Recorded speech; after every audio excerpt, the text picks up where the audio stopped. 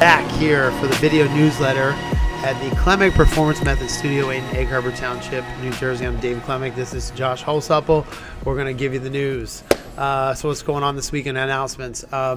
Big news. It was my news, kind of my favorite thing to talk about moving into this year for like a New Year's resolution type of thing was I want to start a Bible study. It would have been a disservice for me not to start one, because every predecessor to me of my lineage, let's say my strength and conditioning coach in high school, Pat Diaguardo, Bible study. My college, Joel St. Cyr, Bible study.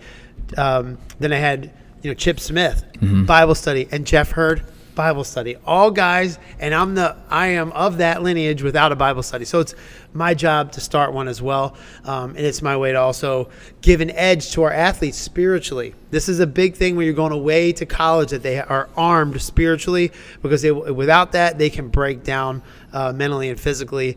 And as long as they're held together right there, I mean, there's really no stopping an athlete who you can see how these athletes thrive in life and through their whole career, or they can fall apart and let the world get to them. So it's a big deal to me to get this done, and I feel like it helps push not just our athletes, to get better scores and this and that, but to deliver them into school in a good way, with really prepared way. Yeah, I'm very excited for the Bible study coming up here. I think now more than ever, kids are kind of losing their way. They're kind of losing a code to live by, and they're not really understanding the rights and wrongs of the world. And I think the Bible is a great way for all these kids to kind of learn how to act, to learn how to make decisions. And if you look at all these top athletes that have made it through, whether or not they've been perfect or not, they all, majority of the time, thank God for their blessings and their opportunities, not only in sports but in their family life as well. So it's a huge component of sports in general. It's kind of dying in the world in a lot of the school systems and different things, and it's almost being pushed away from kids. And I think it's our job and our duty to bring that back to them and to give them an opportunity to learn a lot more. So the housekeeping, the little logistics with that, we're going to do them. That's at Mondays at 7:30. Now, that is also going to be offered online, which is really special too, because I know a lot of people may not be able to be here. Obviously, we want you to be here in person. It's the best. We can kind of fellowship and kind of, clap each other up and just kind of have some fun with it. Online, you will have a Zoom call that we can get on there too, because I know it's logistically impossible for some people to come here during the day and then come back at night. If you can't, great, see you online. If you can in person, we'd love that even more. But that's my main announcement. I know Coach has got that 45-inch vertical leap thing going as a New Year's resolution. We're going to help him get there. I hope you had a good start to that too. Yeah. Day one, what'd you do? You do anything to get there? No, I'm making an announcement here. You got to do I didn't start on my training. No, I have not. But mentally, I've been starting on it. Right. I've been preparing myself. Well, the second to last thing is Flag Football University. We'll start March 3rd. It'll be Atlantic Christian as usual, the beautiful Atlantic Christian campus, who has a beautiful brand new turf field as well. We'll have access to. Last year we did not use it because it was too hard, and during the cold months the turf was really hard, and I was afraid of kids getting head injuries and stuff. So without helmets, it was my decision to go to the softer field too. So we'll do that. That also, we're having varsity again this year. So we brought that back. We didn't do it last year.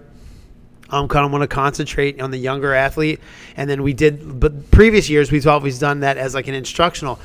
This year we'll actually have the league as a varsity. We have a lot more attention on it for some reason. Maybe we took it away and everyone was like, let's do it. Flag football is everywhere. The big difference between this one and everybody else is we have music, we have announcing, we teach a lot. It's a comprehensive system. There is a draft. You can't come in with your own team. So there's even numbers. What happens is all the other leagues are closing because they don't vet their players.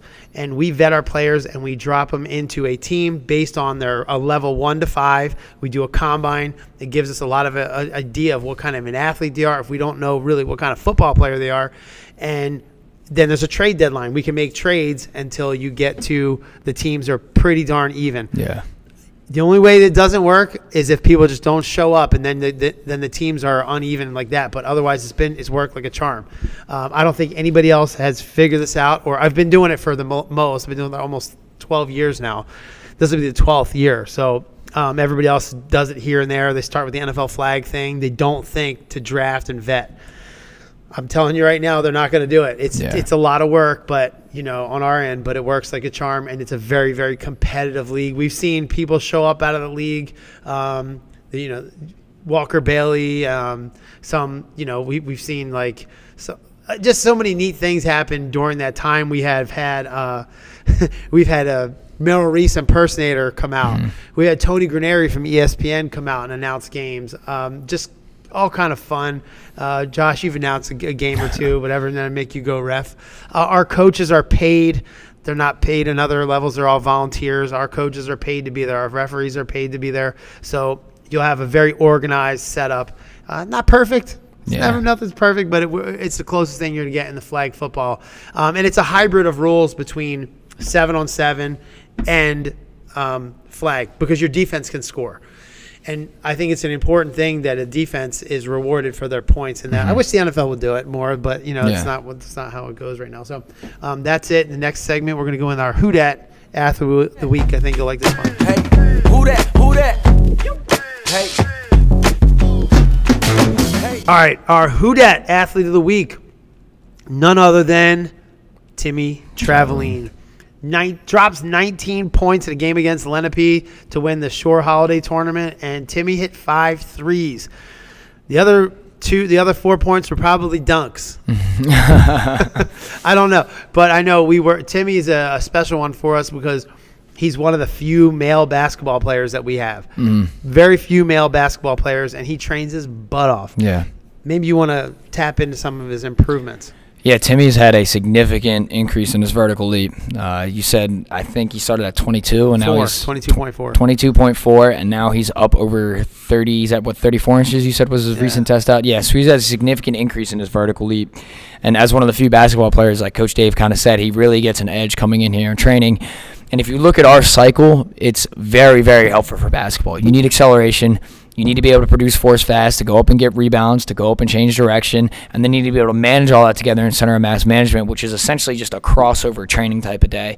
So he's been able to gain a huge edge coming in and training with us. You could see the physical development in his legs, like going from day one, skinny, small, like toothpick legs, to actually having some quad development, some VMO development, and he's definitely taken off at Mainland. If he has a breakaway, he will be able to throw down a dunk. Yeah. I mean, he's done it several times, but it's in a game situation when you're not 6 foot. You have to be able to get up and have some space to do it. So that's what I hope the most for you, Timmy. But yeah, I'm real proud of you. I'm proud of your commitment to the program, because there are so few male basketball players in the program. I think you're maybe the one or two, Charlie, LeBar, a few guys here and there. But in the past we've had some, but this year has been very low on the very scarce on male basketball.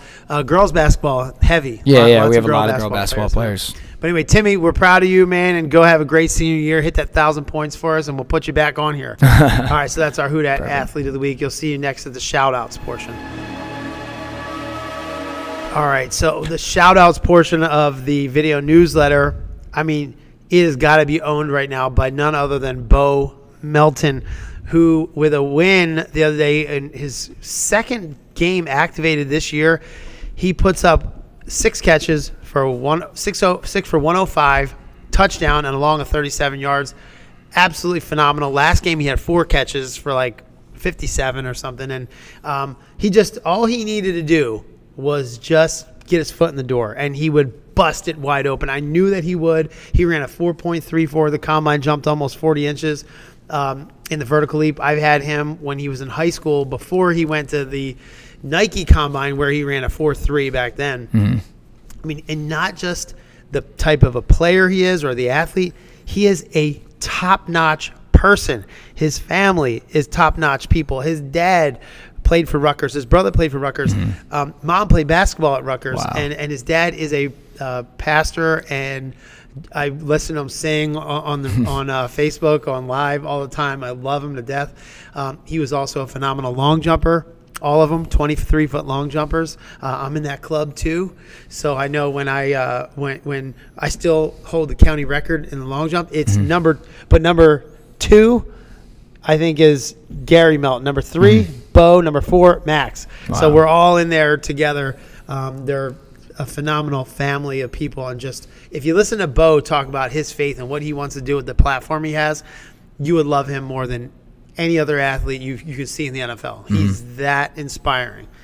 Wow. So who else we have for shout-outs this week? Logan Perez with that run up to 200 meters. Washington Township team going USA number 1 right now. He had the fastest split time too. 21.6, which is cooking. Yeah. Honestly, I didn't know he was capable of that. He weighs almost 200 pounds. It's carrying it's like carrying a sled down the track at 200 pounds, and he flew. And his teammate is a state champion, I think, in the 200, and he beat his split on there. Yeah. That's phenomenal. Crazy. So Logan, proud of you, UNH commit right there, and I'm sure we're going to see some great things from him. Yeah. And he does it. He day in and day out. Logan Perez. You just can't deny when he's in the place. The place somehow is a little bit more electric. So wanted to shout out Clayton and Duke too, both hitting 21 plus miles an hour in the 20. Cruz hit 21 plus in the 22. So those are some really fast times over the course of 20 yards. Maintaining the speed of that fast is at elite level. So shout out to those guys too. Cruz will be he's at Liberty University. He's going to walk on the track team, and he's actually going to run in a meet against Liberty, in an open event, which is how I started my college career too, in an open event, and I did so well that they brought me on to the team after that. But we're really excited to see what happens from all this with him. He's a very focused and just diligent. We talked about diligence in church this week, and it's one of those things where you have to commit to something over and over and over and over, whether or not there was a result at the moment, and then you'll start to reap the benefits later. But his diligence is something to be rewarded. Anyway, we should talk about. Anyway, that'll do it from the Klemic Performance Newsletter. This is the first time we do this in 2024. Once a week, you'll see 52 more of these, and they're getting their attention, and they're really. Everyone, has been writing in and saying how much has been helpful for your students or your sons or daughters to come in and see what's going on inside the 4 walls of the place. And we also shout out what's going on outside the walls with them. And I think it's been a great way for us to communicate things that everyone asks us, but we can't answer every 100 million questions, whatever. We get it all done right on here. So if we miss anything, please let us know. You know where to find us from Klemic Performance Methods Studios. Next time.